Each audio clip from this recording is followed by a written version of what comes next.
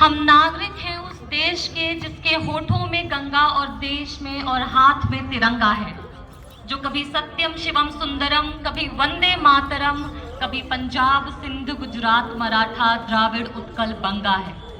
हम सब नागरिक हैं उस देश के जो हर ठुकराए हुए की शरणस्थली बन जाता है और जो 7 समंदर पार बैठे परदेसियों को भी आप ब्रदर्स एंड सिस्टर्स कह के बुलाता है।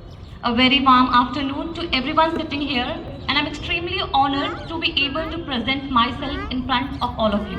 And I will also like to welcome यहाँ के जो चीफ गेस्ट हैं श्रीमान डोरीलाल शर्मा जी, श्रीमान आरिंद्र जी, छाया गौतम जी, श्रीमान Dharmpal ji and Alka ma'am ji who have come and graced the occasion by their presence. मैं साथ ही साथ धन्यवाद करना चाहूँगी राष्ट्रीय स्वयंसेवक संघ का, जिन्होंने ऐसी संगोष्ठी का आयोजन किया जिसमें हम और आप मिलके अपने विचार साझे कर सकते हैं और एक दूसरे को बेहतर तरीके से जान सकते हैं। आज के इस प्रोग्राम के लिए बहुत सारे टॉपिक्स या विषय दिए गए थे जो मेरे पर्सनल तौर पे भी काफ़ी फेवरेट और मोस्ट डिस्कस टॉपिक्स हैं, जिनमें मैं अगर एक बार में बताऊं तो स्वच्छता, नारी सुरक्षा और सड़क सुरक्षा आदि मेन आते हैं। और सबसे पहले मैं बात करना चाहूँगी स्वच्छता की। हम सब ने बचपन में सबसे पहले एक बात पढ़ी होती थी, cleanliness is next to godliness.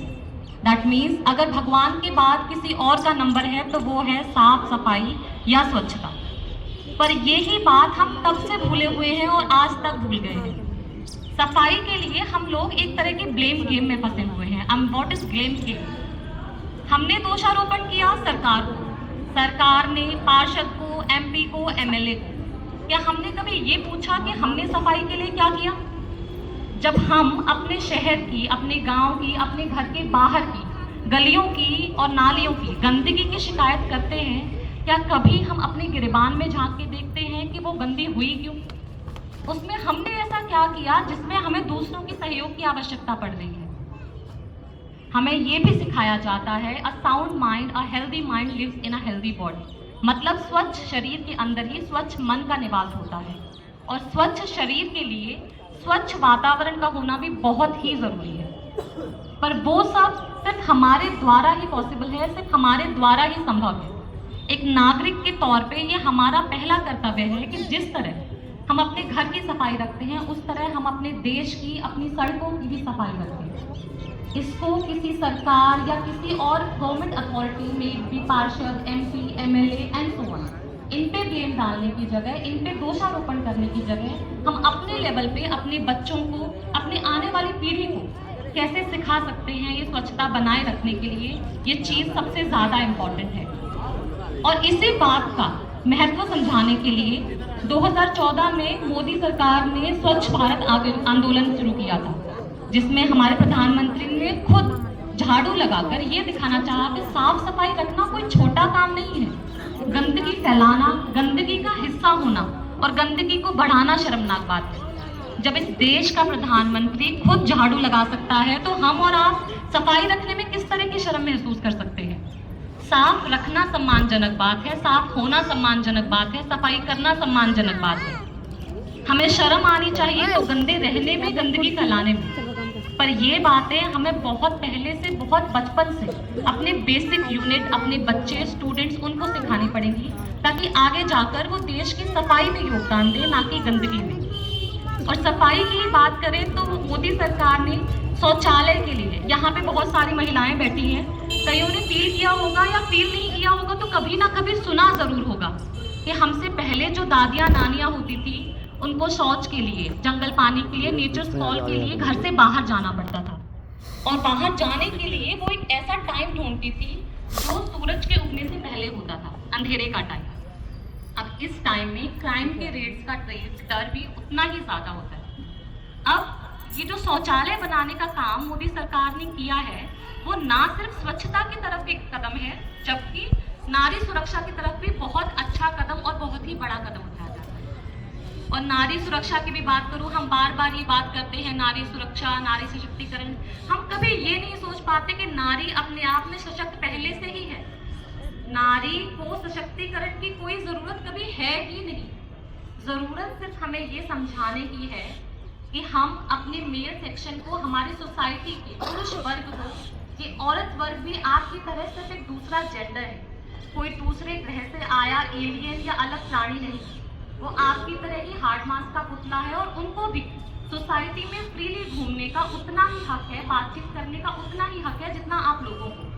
अगर वही आप लोगों की डर की वजह से अंदर बैठी रहेंगे तो कहाँ के सशक्तिकरण की बात कर रहे हैं हम। गुरु नानक देव जी ने भी एक बार कहा था, सो क्यों मंदा आखिए जिस जम्मे राजान।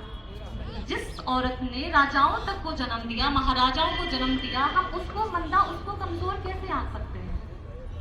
ये चीज हमारे दिल दिमाग में इतनी ज्यादा, और खास करके हमारे बेटों भाइयों के दिमाग में इतनी ज्यादा बसी हुई होनी चाहिए कि जो हमारी बहनें हैं, स्त्रियां हैं, वो सिर्फ हमारी तरह घूमते हुए इंसान है, कोई अलग से आई हुई चीज नहीं जिनको अलग तरीके से देखना है और अलग तरीके से व्यवहार करना है। मेरे अकॉर्डिंग यही इक्वालिटी है और यही सशक्तिकरण है। जब बराबरी का दर्जा कहने से नहीं मिलता, बराबरी का दर्जा आपस में करना पड़ता है। ये सब है। और इसके अलावा एक टॉपिक बहुत इंपॉर्टेंट था जो आज के युवाओं को मैं देना चाहती हूँ, वो है सड़क सुरक्षा। सड़क सुरक्षा में एक बार अगर आप थोड़ा सा भी महान हस्तियों के भाषणों को या उनकी बातों को सुनने में इंटरेस्ट रखते हैं तो उसमें एक बार नेल्सन मंडेला जी ने कहा था कि किरण बेदी की एक स्पीच है, उसमें वो बताते हैं कि 3 ई होते हैं जो कि रोड सेफ्टी में बहुत इंपॉर्टेंट होते हैं।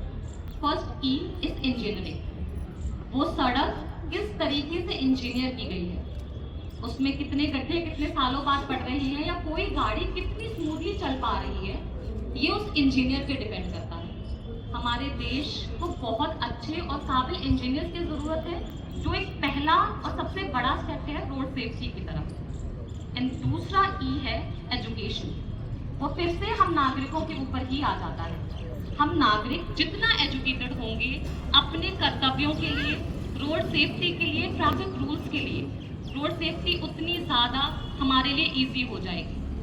हम नागरिकों को क्या लगता है कि जो सरकार के रूल्स हैं वो हमारे लिए बंदिश है, बर्डन है, जबकि वो उनके फायदे से ज़्यादा हमारे फायदे की चीज़ है।